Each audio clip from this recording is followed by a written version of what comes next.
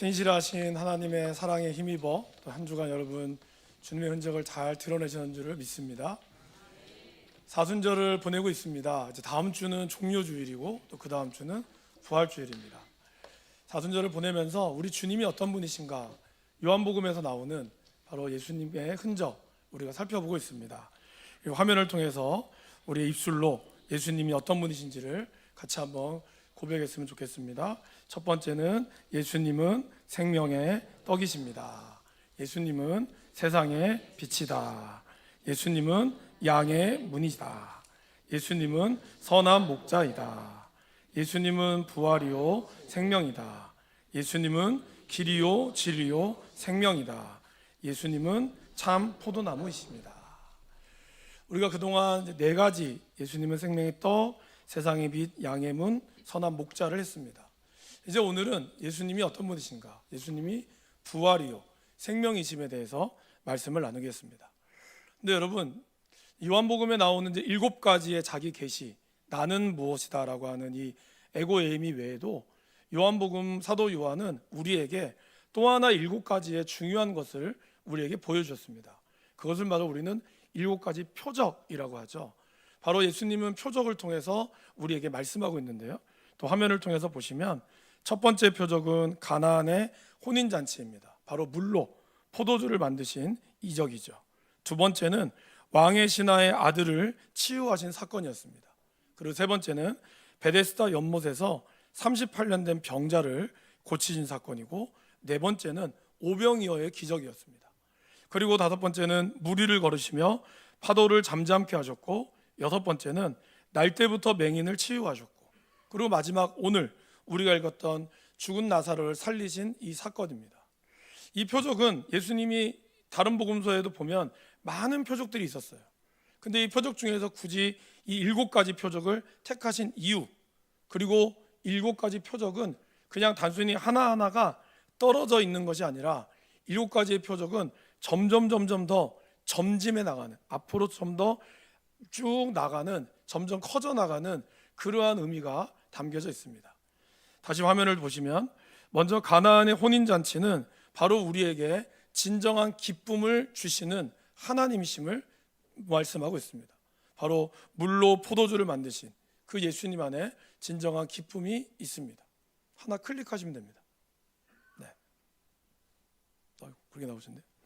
두 번째는 왕의 신하의 아들을 통해서는 예수님의 말씀의 권능이 무엇인지를 우리에게 보여주죠. 특별히 말씀의 권능은 그 자리에서만 임하는 것이 아니라 가버나움에서 멀리 떨어진 신하가 예수님을 찾아왔을 때 예수님은 그곳에서 병을 고쳐주셨고, 그리고 저 멀리 떨어진 그곳에 아들이 병을 고치는 그런 말씀의 권능, 시간과 공간을 초월하는 말씀의 능력을 우리에게 보여주셨습니다. 베데스다 연못의 치유의 사건은 하나님의 은혜로 우리가 치유받을 수 있음을, 그런 치유의 하나님을 우리에게 보여줍니다. 특별히 베데스다 연못은 안식일에 고쳐주셨죠. 그래서 진정한 안식의 주인이 누구이신가, 우리에게 안식은 예수님을 믿는다는 것이 우리가 어떤 안식이 있는지를 말씀하고 있습니다. 오병이어는 우리에게 생명의 공급자가 누구신지를, 단순히 육신의 떡을 넘어서 우리의 영원한 공급자가 누구이신지를 보여주시고, 물 위를 걸으신 사건은 바로 풍랑이는, 우리 인생의 풍랑이는 이러한 인생 가운데서, 그 두려움 가운데서 주님께서 이 두려움을 극복할 수 있도록 풍랑을 잠잠케 해주시는 예수님을 보여주십니다. 날때부터 맹인된 사건은 무엇입니까? 바로 빛이신 예수님. 우리가 비록 눈을 뜨고 있으나 여전히 우리가 영적인 눈으로 가려서 보지 못하는 맹인의 눈을 또 뜨시면서 우리에게도 우리의 어두움의 빛을 밝히시는 분은 예수님이심을 말씀하고 있습니다. 그리고 오늘 마지막 이 죽은 나사로를 살리신 이 사건을 통해서 예수님은 진정한 부활, 우리에 있는 이 부활의 권능이 예수님에게 있음을 우리에게 보여줍니다. 그런데 여러분, 이 치유의 사건은 그냥 단순히 하나하나 사건들이 이걸 통해서 와, 예수님 정말 대단한 사람이다, 이거를 알리고자 하는 것이 아닙니다. 사도 요한은 우리에게 이 치유에 속한 7가지 표적을 사용한 이유를 분명히 20장 30절에서 31절에 소개하고 있습니다. 화면을 통해서 요한복음 20장 30절에서 31절 말씀을 함께 읽어보도록 하겠습니다. 예수께서 제자들 앞에서 이 책에 기록되지 아니한 다른 표적도 많이 행하셨으나 오직 이것을 기록함은 하나님의 아들 그리스도이심을 믿게 하려 함이요 또 너희로 믿고 그 이름을 힘입어 생명을 얻게 하려 함이니라. 그러니까 예수님께서 이 표적, 7가지 표적을 보여주신 이유는 분명했어요. 이 표적을 믿고 예수님이 누구신가? 하나님의 아들이시고 그리고 그분의 생명의 떡이시고 세상의 빛이시고 이것을 알려주시는 것과 이제 이것을 믿는 자에게는 또한 우리로 그 이름을 힘입어 생명을 얻게 하려는 하나님의 분명한 뜻이 있었다라는 것입니다. 특별히 이 7이라고 하는 7가지 자기 계시, 7가지 표적을 쓰는 목적은 뭐죠? 7은 완전수거든요. 그러니까 완전하신 예수님, 그리고 완전한 표적을 통해서 우리 주님이 진정으로 이 땅의 주인이시다라는 것을 보여줍니다. 그리고 여러분, 요한복음에 나오는 마지막 표적, 바로 8번째 표적은 뭘까요? 바로 예수님 자신의 부활이죠. 7은 완전수입니다. 8은 새로운 시작을 뜻해요, 성경에서는. 그래서 완전하신 예수님을 믿는 우리의 삶이 다시 부활하신 예수님을 통해서 우리는 새로운 생활로 나아갑니다. 이거를 사도 요한은 우리에게 보여주고 있습니다. 저와 여러분들이 이 표적의 사건을 우리가 함께 또 보며 여러분들이 이 말씀을 들으시면서 정말 우리에게 새 생명을 주시는 그 예수님, 그 예수님을 따라 믿음으로 고백할 수 있는 저와 여러분들이 되시기를 간절히 축원합니다. 특별히 오늘 마지막 이 7번째 표적, 죽은 나사로를 살린 사건은 이 표적마다 또 의미가 있다고 말씀을 드렸잖아요. 근데 그 의미를 또 점진적이었다고 말씀을 드렸습니다. 첫 번째 표적이 뭐였습니까? 물을 포도주로 만든 사건이에요. 그러니까 우리의 일상에서 우리 일상에 기쁨을 주시는 하나님. 그런데 표적을 가만히 보시면 어떻습니까? 신하의 치유에 고치고요, 38년 된 병자를 고치고 무리를 걸어가셨어요. 인간이 도저히 감당할 수 없는 그런 어려움들 속에서 우리 주님이 표적을 보여주시고 있다라는 것이죠. 그 중에서 가장 마지막 표적은 무엇입니까? 인간이 감당할 수 없는 가장 절망적인 것, 그게 뭘까요? 바로 죽음이죠. 이 죽음, 아무리 건강한 사람이라도 죽음을 피할 수 없고, 우리가 지금 100세 시대를 산다고 해도 150세까지 살 수 있다고 해도 결국 죽음이라는 문제를 피할 수 없다라는 것이죠. 이 죽음의 문제 앞에 나와 있는 저와 여러분의 인생을 하나님은 만지시기를 원한다라는 것입니다. 특별히 절망의 끝에서 사랑하는 이를 잃는 이에 대한, 헤어지는 이에 대한 마음은 어떻습니까? 가장 많이 드는 감정이 뭘까요? 후회와 아쉬움, 그리움이죠. 만약에 있었더라면 내가 좀 더 잘해줬을 텐데, 만약에 그러지 않았더라면 내가 좀 더 해줬을 텐데, 이런 마음들이 우리 가운데 드는 것이죠. 오늘 예수님께서 죽은 나사로의 무덤을 찾아오셨습니다. 이미 죽은 지는 나흘이나 되었어요. 여러분이 나흘이라고 하는 숫자를 왜 사도 요한은 기록했을까요? 사실 우리나라와의 문화와 다르게 우리나라는 이제 돌아가시면 안치실에 있다가 3일 후에 화장을 하거나 매장을 합니다. 그죠? 그런데 유대는 돌아가시면 24시간 내에 무덤에 가야 돼요. 그리고 그러면 3일 동안을 기다립니다. 3일 동안 기다리는 이유는 3일 동안 이 영혼이 떠돌아다니다가 마지막 4일째, 3일이 지나면 이 영혼이 완전히 떠나간다고 생각을 해요. 그래서 나흘째 된다는 것은 완전히 이 사람이 죽었고 시체가 변색이 됐기 때문에 나흘이라는 표현을 쓰는 겁니다.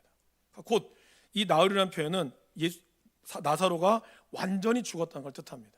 근데 그 나흘째 되는 해 주님이 오셨어요. 주님이 찾아오셨을 때 바로 나사로의 동생인 마르다가 가장 먼저 주님을 맞이하면서 이렇게 이야기합니다. 바로 21절 말씀이죠. 마르다가 예수께 여짜오되 주께서 여기 계셨더라면 내 오라비가 죽지 아니하였겠나이다. 무슨 말일까요? 예수님 왜 이제 오셨습니까? 라기보다는 사실은 진한 아쉬움이죠. 왜냐하면 예수님한테 나사로가 병들었습니다고 이야기했을 때가 하루거든요. 이 하루길밖에 안 돼요. 그렇기 때문에 이미 나사로에게 얘기했을 때 주님이 이틀을 더 유하셨으니까 실제로 돌아왔을 때는 이미 어떤 누구를 통해서 전했을 때는 돌아왔을 때는 이미 나사로는 이 나라 사람이 아니었다는 겁니다. 그래서 마르다의 이 말은 아쉬움이죠. 예수님께서 사랑하는 사람을 보내자마자 오라비가 죽었으니 예수님이 늦게 오신 것을 탓할 수가 없다라는 겁니다. 단지 지난 아쉬움이 묻어 있는 거죠. 여러분, 목회를 하면서 이제 많은 선배 목사님들한테 배웠던 것 중에 하나가, 많은 거를 배웠지만 목회는 타이밍이다, 이런 얘기를 많이 들었어요. 특별히 임종을 앞두고 아니면 어떠한 사고를 앞두고 언제 찾아가야 되느냐, 이 타이밍을 놓치면 목회를 잘못한다 하는 말을 제일 많이 들었어요. 그래서 목회자 입장에서 가장 아쉬운 순간은 누군가의 임종의 소식을 늦게 듣거나 아니면 임종의 소식에 제가 가지 못할 때, 가족들도 마찬가지죠. 뭔가 뭐 대비라고 표현은 그렇지만 그래도 오랜 병상에 있어서 가족들과 인사를 나누고 마지막에 인사를 나누는 그 시간도 아쉽지만, 그러지 못하고 갑작스럽게 사랑하는 사람을 헤어져야 되고 떠나보내야 됐을 때, 물론 제가 뭐 간다고 해서, 임종의 순간에 간다고 해서 그분이 낫는 건 아니죠.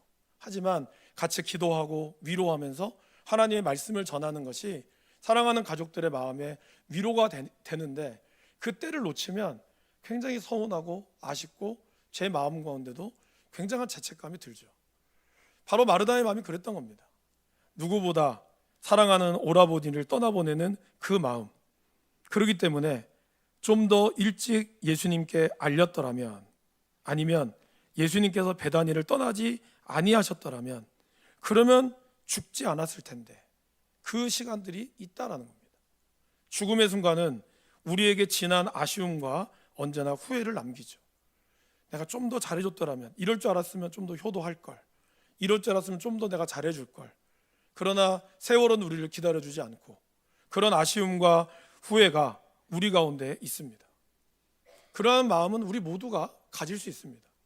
그리고 그러한 슬픔을 애도해야 되는 그런 충분한 시간이 우리에게 필요합니다. 그러나 여러분, 거기에 우리가 갇혀 있거나 매몰되면 안 된다라는 겁니다. 죽음이라는 것은 힘들고, 사랑하는 이를 보내는 것은 너무나 아쉽고, 그리고 그것 때문에 우리의 마음이 많이 힘들죠. 저는 그런 분을 봤어요. 너무 힘들어서 사랑하는 엄마가 영접 기도를 했거든요. 제가 영접 기도를 마지막으로 안수 기도를 하고 그분이 하늘나라에 갔어요. 사실은 그거는 굉장히 영광스러운 일입니다. 용인에 있는 호스피스 병동에 계시다가 한 15일 정도 사시다가 월요일 날 기도하고 돌아가셨어요. 그것 때문에 남편은 예수를 믿게 되었습니다. 그런데 어머니를 사랑했던, 너무 사랑했던 둘째 딸은 그로부터 몇 개월 후에 병원에서 제가 전화를 받았어요. 팔을 그었다는 거예요. 다행히 살았어요. 어머니를 잃은 슬픔이 너무 커서, 어머니를 너무 보고 싶어서 자기가 그렇게 했다는 거예요. 되게 아쉬웠어요. 못내 아쉬웠어요. 물론 그 슬픔을 이해는 합니다. 어머니를 잃은 슬픔을 이해는 하지만, 그렇다고 해서 그것이 그 생명을 끊을 건 아니라는 거죠. 우리가 그 슬픔 가운데 매몰되고 사랑하는 이를 떠나보내는 그 마음을 우리는 이해하지만, 그러나 우리는 이 죽음을 통해서 예수님이 의도하신 그 깊은 뜻을 볼 수 있어야 한다는 겁니다. 주님에게, 우리에게 죽음은, 단순한 믿은 사람의 죽음은 죽음의 끝이 아니기 때문에, 그 죽음 가운데 우리가 이해할 수 없는 안타까운 이별이 있다 할지라도 그 가운데 하나님의 인도하심이 분명히 있는 것을 봐야 한다는 거죠. 만약에 당장의 고통과 패배와 인간의 한계, 우리 눈앞에 있는 이런 상황에만 몰두한다면, 그리고 그것을 벗어나기 위해서 우리는 시리와 슬픔에만 자리하고 있다면, 그래서 그것 때문에 세상을 원망하거나 그것 때문에 나의 목숨을, 나의 삶을 포기한다면, 그것만큼 안타까운 일이 없는 거죠. 하나님은 그 어느 누구보다 우리의 삶을 사랑하시고 우리를 위로하시는 분이기 때문이다라는 것입니다. 오늘 마리아에게는 그런 위로가 필요했어요. 그리고 그러한 위로를 우리 주님은 하십니다. 그리고 마리아는 이렇게 얘기합니다. 지금이라도 주님이 구해 주시면 하나님께서 무엇이든지 우리에게 들어주실 것을 제가 압니다. 이게 무슨 말일까요, 여러분? 마르다는 예수님께서 하나님과 얼마나 친밀한지를 알았어요. 그래서 이런 거죠. 저도 이제 장례를 하다 보면 많은 가족들이 얘기합니다. 목사님 기도해 주세요, 예배 드려 주세요. 그래서 우리 사랑하는 우리 누가 좋은 곳 가게 기도해 주세요, 이런 말을 합니다. 그 마음이겠죠. 주님 하나님과 친하니까 하나님 기도해 주시면 우리 나사로 오라버니 좋은 곳에 가도록 하나님 기도해 주세요, 그 말입니다. 나사로는 주님과 예수님, 하나님이 얼마나 친한지를 알고 있었어요. 그러나 그 주님이 하나님이시라는 것을 몰랐다는 거죠. 그러다 보니 그가 알고 있는 한계와 그가 가지고 있는 이 지식이 제한되어 있었습니다. 예수님도 알았고 하나님의 능력도 의심하지 않았지만 마르다의 이 지식과 그의 알문 한계가 있었다는 것이죠. 여러분, 신앙은 아는 것이 중요합니다. 그래서 성경은 하나님을 알기를 힘쓰라라고 이야기를 합니다. 우리들이 양육을 하는 이유도 그렇게 하나님을 알기를 힘쓰기를 원해서 우리는 하나님 말씀을 읽고 압니다. 아는 것이 힘이다라는 말처럼 하나님을 알아야 우리의 기도라든지 우리의 사역도 풍성해질 수 있습니다. 오늘 본문에서 보시면 마르다는 계속해서 안다라는 표현을 써요. 21절에 보시면 내 오라비가 죽지 아니하겠다이나, 그리고 22절에 하나님이 주실 줄을 아나이다. 기도하면, 예수님이 기도해 주시면 하나님이 우리 오라버니를 좋은 곳으로 보낼 줄 나는 압니다. 그때 예수님이 뭐라 그러죠? 나사로가 살리라 라는 얘기를 해요. 그때도 이 마르다는 이렇게 얘기합니다. 마지막 부활 때에는 다시 살아날 줄을 내가 아나이다. 마르다는 유대인들이 생각하는 이 부활의 개념을 알고 있었어요. 유대인들은 사두개인을 제외하고는 부활에 대한 소망이 있었습니다. 그런데 그들에 대한 부활은 마지막 때 모든 사람이 다 같이 부활하는 것을 얘기합니다. 그러나 오늘 예수님이 얘기하는 것은 뭐죠? 한 사람의 부활이었어요. 나사로의 부활을 이야기했어요. 그는 자기가 알고 있는 지식으로 마지막 때에는 다 부활할 줄 나는 압니다 라고 그는 고백합니다. 그러나 여러분, 우리 마르다의 이 고백에는 알기는 아나, 오늘 예수님이 질문해 보면 이렇게 얘기하죠. 26절에 무릇 살아서 나를 믿는 자는 영원히 죽지 아니하리니 이것을 내가 아느냐라고 묻지 않았어요. 이것을 내가 믿느냐라고 물었어요. 신앙은 아는 것이 중요하지만 그러나 알고 있는 것과 실제로 내가 믿는 것은 다르다라는 겁니다. 우리는 하나님을 알면서도 우리의 문제를 그분께 맡기거나 신뢰하지 못할 때가 있습니다. 그렇지 않습니까? 마귀도 귀신도 하나님이 누군지를 안다 그랬어요. 저와 여러분들은 신앙생활을 하면서 하나님이 누군지를 압니다. 기도해야 되는 것도 압니다. 그러나 정작 기도할 때 그 기도가 이루어진다고 믿으십니까? 믿지 못할 때가 많다라는 거예요. 주님이 내 기도 들어준 거 우리는 지식적으로도 알고 그리고 내 마음으로도 알아요. 하지만 우리가 그거를 신뢰하지 못할 때가 있다라는 것이죠. 그래서 예수님은 그에게 알므로 그치지 않고 믿음으로 나아가도록 권면하시는 거죠. 그래서 물으시는 거예요. 내가 믿느냐? 그때 마르다의 고백은 이렇죠. 주여 그러하외다. 주는 그리스도시요 세상에 오시는 하나님의 아들이신 줄을 내가 믿습니다. 사랑하는 여러분, 예수님은 우리가 아는 것에서 머물기를 원치 않습니다. 여러분들이 이거 아는 것에서 여러분의 입술의 고백으로 나아가기를 원합니다. 그래서 사도 바울은 로마서에서 사람이 마음으로 믿어 의에 이르고 입으로 시인하여 구원에 이른다라고 얘기합니다. 우리가 마음으로 믿고 그걸 입으로 시인할 때 비로소 우리의 구원이 우리 가운데 이루어지게 된다라는 것이죠. 그리고 여기서 우리는 마르다를 통해서 또 한 가지를 더 볼 수 있는 게 있습니다. 바로 믿음의 고백에서 그것이 삶으로 증명되어져야 한다라는 것입니다. 오늘 마르다의 놀라운 고백은 사실 굉장히 훌륭한 믿음의 고백입니다. 그런 마르다의 고백을 주님은 듣고 이제 나사로의 무덤 앞으로 갑니다. 무덤 앞에 가서 뭐라 그러죠? 이 돌을 옮겨 놓으라라고 얘기해요.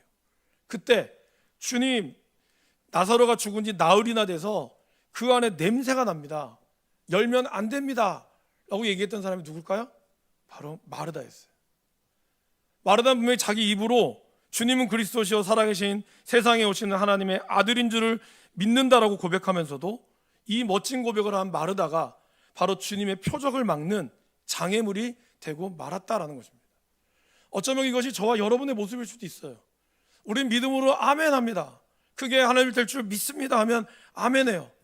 그러면서도 정작 우리의 삶에 돌아왔을 때는, 다시 현실 앞에 섰을 때는 우리는 주저하게 될 때가 있다라는 것이죠. 언젠간 되겠지, 이러한 믿음은 가지고 있어요. 그러나 오늘은 아니라고 생각하는 거죠. 지금은 아니라고 생각하는 거예요. 이 돌문을 여기에 너무 무겁습니다. 이 문을 열면 안 됩니다. 언젠가는 될 겁니다. 그리고 문이 열리면 어쩌다가 됐네요 라고 생각한다는 거예요.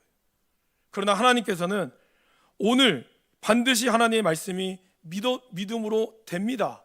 그리고 그것을 여는 그 믿음이 교회를 살리고 그리고 우리 자신이 살리는 모습이 된다라는 것을 말씀하고 있습니다. 그러한 우리의 앞에 예수님은 다시 한번 마르다에게 권면하시죠. 이거 진짜 중요한 거죠, 여러분. 우리가 이렇게 우리의 현실 앞에 좌절할지라도 예수님이 때로는 우리를 꾸짖기도 하시지만 그러나 다시 우리를 살리시는 것입니다. 마르다의 고백을 예수님은 상기시켜 줍니다. 요한복음 11장 40절 말씀입니다. 같이 읽어보실까요? 예수께서 이르시되 내 말이 내가 믿으면 하나님의 영광을 보리라 하지 아니하였느냐 하시니. 우리는 보통 믿음을 생각할 때 하나님 보여주면 믿겠습니다 라고 많이 하죠. 하나님 나 지금 너무 어려운데 이 어려운 건 하나님 이것만 해결해 주면 나 정말 교회 열심히 다닐게요. 하나님 나 주님을 보고 싶습니다. 보여주면 믿겠습니다 라고 얘기를 합니다. 그럴 때 주님이 보여줄 때도 있습니다, 물론. 그러나 오늘 주님이 이렇게 얘기하시죠. 너는 믿으면 보게 되리라. 믿음이라는 것은 보고 믿는 믿음도 중요하지만 믿을 때 보여지는 것이 사실 우리 주님의 방법이라는 거예요. 그래서 히브리서 기자는 뭐라고 고백하죠? 믿음은 보이지 않는 것, 바라는 것들의 실상이요 보이지 않는 것들의 증거다. 아직 우리가 실상을 보지 못했으나 이것을 내가 믿음으로 바라보고 증거가 아직 보이지 않지만 이루어질 줄을 믿는 것. 오늘 마르다에게 했던 봐라 네 말이 너가 믿으면 하나님의 영광을 보리라 하지 아니하였느냐라고 말씀하신다는 거예요. 사랑하는 여러분, 보고 믿는 믿음도 중요하지만 우리가 믿음으로 보게 될 줄을 믿습니다. 여러분들이 하나님이 이루신 일들을 지금 당장의 눈앞의 현실이 갈라지지 않을 것 같이 보여도 내가 이걸 믿을 때 하나님이 그것을 열어주게 될 줄을 믿습니다. 사람마다 좀 다르긴 해요. 그죠? 그래서 홍해 바다가 갈라지는 믿음이 있는 거 보면 요단강을 갈라지는 믿음도 있어요. 하나님은 그것에 맞게 사용하시겠죠. 홍해 바다는 어떻습니까? 모세가 손을 들어 바다를 갈랐어요. 그리고 백성이 지나갔죠. 요단강은 어땠습니까? 요단강 문은 갈라지지 않았어요. 그러나 하나님은 지나가라고 합니다. 그럴 때 그들이 지나갔을 때 요단강 문이 갈라졌어요. 우리의 믿음이 홍해와 바다 같은 믿음이라면 하나님이 여러분에게 보여주실 거예요. 그러나 이제 여러분의 신앙생활을 하고 하나님을 믿는 믿음 가운데 있다면 하나님은 요단강 같은 믿음을 여러분에게 요구하십니다. 물길이 넘쳐도 거기를 지나가라고 하세요. 그러면서 하시는 말씀이죠. 믿으면 보게 되리라. 여러분들 이러한 믿음을 가지고 나아갈 수 있기를 간절히 바랍니다. 이제 그렇다면 예수님께서 이 마르다를 통해서 거기 있는 사람들에게 무엇을 보여주기를 원하셨을까요? 물론 우리는 사실 결론을 압니다. 나사로가 살아나잖아요. 근데 나사로가 살아나는 것이 진짜 예수님이 보여주고 싶었던 진짜 목적일까요? 제가 아까 말씀을 드렸죠. 주님이 표적을 보여주는 목적은 단순히 표적 자체에서 예수님 대단하다 이거를 말씀하시는 게 목적이 아니라고. 오늘 예수님께서는 무덤에 돌을 옮겨놓자 이렇게 기도하십니다. 요한복음 11장 41절 하반절에서 42절 말씀을 우리 같이 한번 기도하는 마음으로 읽어보겠습니다. 예수께서 눈을 들어 우러러 보시고 이르시되 아버지여 내 말을 들으신 것을 감사하나이다. 들으시는 줄을 내가 알았나이다.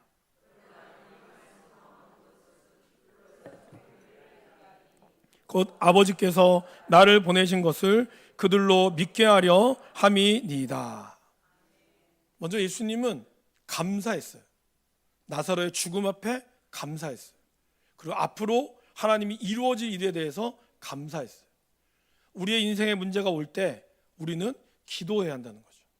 특별히 나 혼자 하는 것이 아니라 주님이 우리의 중보자가 되어준다는 것을 기억하시길 바랍니다. 여러분 오늘 단어가 되게 재밌는 단어가 있습니다. 돌을 옮겨 놓으니라와 눈을 들어에서 옮기다와 든다는 게 같은 뜻입니다. 같은 헬라어 단어를 쓰고 있어요. 그러니까 무슨 말일까요, 여러분? 돌을 옮기는 것은 곧 주님이 눈을 들어 기도하는 것과 같다는 거예요. 우리가 우리의 인생의 문제를 말씀에 순종하여 들을 때, 옮길 때 하나님은 우리 가운데 기도하시고 그 무덤의 문을 열어주신다는 거예요. 특별히 이 무덤은, 이 돌은요, 우리가 알고 있는 이런 조그만 돌이 아닙니다. 최고 4톤에서 최하 1톤 정도, 1m에서 1.5m의 길이의 동그란 돌입니다. 그리고 이 돌에는 홈이 파져 있어요. 그래서 위로부터 내리면 돌이 쭉 내려와서 여기 한가운데 딱 막히죠. 그럼 이 돌을 사람 혼자는 도저히 일으킬 수 없다라는, 뺄 수가 없어요. 딱 홈이 고정되어 있기 때문에 누군가의 도움이 필요한 거죠. 저와 여러분들의 인생에 어려움들이 있습니다. 나 혼자 해결할 수 있을 만한 것도 있겠지만, 그러나 우리가 감당할 수 없는 이런 무거운 돌들이 우리 가운데 있다라는 거예요. 그럴 때 주님은 우리에게 말씀하십니다. 돌을 옮겨 놓으라고. 우리 힘이 아닌 함께 이 일들을 함께할, 그것이 바로 우리 교회가 되어야 한다라는 것입니다. 그 교회 가운데 하나님이 역사하시고 우리 가운데 보여주시고 이끌어 가시는 거죠. 주님이 오늘 기도할 때 감사의 기도를 드렸습니다. 그리고 주님이 이렇게 공개적으로 기도하신 것은 모인 사람들이 예수님과 하나님과 어떠한 관계라는 것, 그리고 예수님이 정말 부활이심을 알려주기를 원했다라는 것입니다.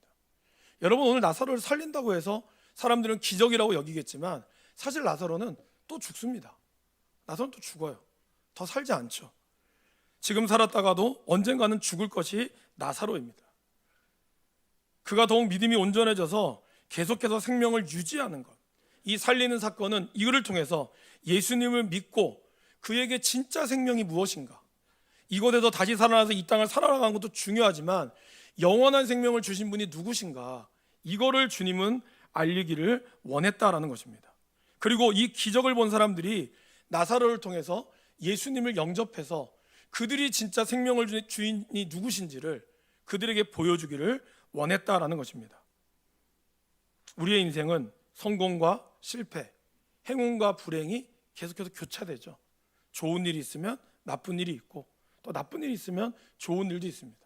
그래서 많은 사람들은 자신의 인생을, 우리의 인생을 사자성어로 뭐라 그러죠? 세옹지마라고 하죠. 인생이 그런 거 아니겠느냐. 그러나 여러분, 믿음의 사람들은 세옹지마의 인생에서 벗어나야 되죠. 우리는 어디로 가야 될까요? 우리는 범사감사로 넘어가야 한다는 거예요. 우리에게 주어지는 인생의 어려움과 슬픔과 이런 절망도 사실은 그분의 은혜 가운데서 모든 것을 합력하여 선을 이루시는 하나님의 손길이 있음을 우리는 믿어야 한다는 것입니다. 그러기 때로는 불행이 우리에게 불행처럼 보일지라도 그 가운데 역사하신 하나님의 은혜가 있고, 또한 우리가 인생이 정말 잘 되는 것처럼 보여도 그것 가운데 또 하나님께서 우리에게 말씀하시는 것을 우리가 깨달아야 한다는 거죠. 그러기에 죽음의 문제 앞에, 삶의 문제 앞에서도 우리는 항상 감사함을 잃지 않아야 한다는 겁니다. 예수님은 오늘 나사로의 시체 앞에, 무덤 앞에 우셨어요. 그 울음은 인간이 죄로 인하여 죽을 수밖에 없는 본래의 본성적인 아픔에 대한 울음이었어요. 하지만 주님은 그 울음 너머에 하나님의 살아계심을 그는 믿었고, 그분이 하나님이셨기에 그분은 우리에게 감사의 고백을 하도록 말씀하셨다라는 것입니다.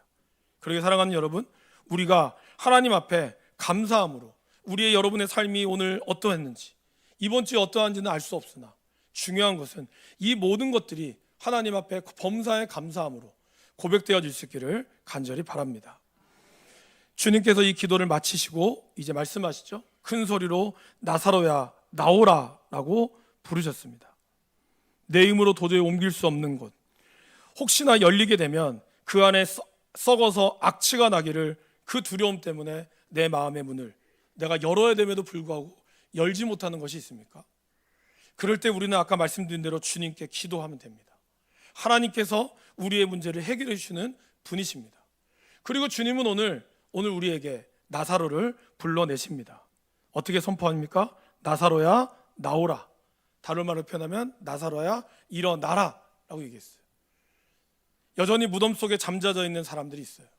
무덤 문이 열려 있지만 여전히 나오지 못하는, 자기 인생의 두려움 때문에 나오지 못한 이들에게 주님은 말씀합니다. 나사로야 일어나라고. 저와 여러분들이 함께 좀 고백했으면 좋겠습니다. 우리처럼 따라해 볼까요? 나사로야 일어나라. 다시 한번 우리의 영혼을 담아서, 하나님 정말 우리가 일어나야 될 영혼들, 내가 주님 앞에 일어나기를 원합니다라는 마음으로 함께 선포해 보겠습니다. 나사로야 일어나라. 이 믿음의 선포에 나사로는 나왔어요. 비록 그의 겉모습은 수족을 배로 동인 채로 나왔습니다. 겉모습은 죽어 있는 것 같았으나 그에게는 어떠한 냄새도 어떠한 흠도 없었어요. 주님은 말씀하십니다. 풀어놓아 다니게 하라고. 예수를 믿는다라는 것, 그것은 우리를 죽음으로부터 사는 것뿐만이 아니라 우리가 주님 안에 자유함을 이야기합니다. 인생에서 예수를 믿을 때, 주님이 일어나라고 말씀하실 때 38년 된 병자는 일어나서 자리를 들고 걸어갔습니다. 하나님의 빛이 보이라고 했을 때 맹인이었던 이는 그의 눈이 떠져서 그는 돌아다니며 하나님의 뜻을 전했습니다. 오늘 저와 여러분들이 하나님께서 일어나라 했을 때는 그 사건 가운데 그 말씀을 듣는 이의 삶이 살아나게 되는 것을 말씀합니다. 자유롭게 되는 것을 말씀하고 있습니다. 사랑하는 여러분, 나사로를 살린 이 사건에는 바로 마르다의 믿음의 고백, 그리고 그와 함께하는 사람의 순종, 그리고 예수님의 기도의 역사가 있었어요. 부활이요 생명이신 예수님을 믿는다는 것은 사실 결코 쉽지가 않습니다. 왜냐하면 우리 눈에 죽은 사람이 살아나고 영원히 살아나, 저 사람은 끝났어, 저 인생은 끝났어, 더 이상 헤어나지 못할 거야 라고 했을 때 우리는 그 영혼이 죽었다고 표현하죠. 그러나 여러분, 말씀은 살아나게 한다는 거예요. 복음은 우리를 살아나게 하는 거예요. 이걸 내가 믿음으로 고백할 때 하나님은 그 역사를 이룬다는 겁니다. 근데 우리가 쉽게 안 돼요. 아까 말씀드렸지만 오늘 이렇게 기도하고 그래야지 하지만 집에 가서 딱 마주치는 현실 앞에 우리가 좌절할 때가 있어요. 그러면 우리는 생각하죠. 나 왜 믿음이 이거밖에 안 될까? 괜찮습니다. 괜찮아요. 하나님은 다 알고 계세요. 하나님은 그러한 부족함에도 불구하고 주님은 또 여러분들을 여전히 옆에서 보시며 또 찾으시며 묻습니다. 예수님을 팔았던 베드로에게 주님이 찾아오셨다 물으셨던 것처럼 주님은 여러분에게 또다시 주십니다. 내가 믿느냐? 그 믿음의 고백, 그리고 고백으로 한 걸음 한 걸음 나아가게 될 때 비로소 우리는 우리의 믿음의 고백이 삶의 흔적으로 나타나게 될 줄을 믿습니다. 그리고 여러분, 좌절하지 마시고 절망하지 마시고, 혹시 또 여러분 주변에 저렇게 믿음으로 실컷 아멘은 잘하면서 삶은 아니더라, 정죄하지 마세요. 그분의 연약함이 또 있어요. 그분은 그분 나름대로 그 믿음의 고백으로 살아가기를 원하는 거죠. 그러한 것들 인해서 하나님의 인도하심을 우리 교회가 함께 경험할 수 있기를 간절히 축원합니다.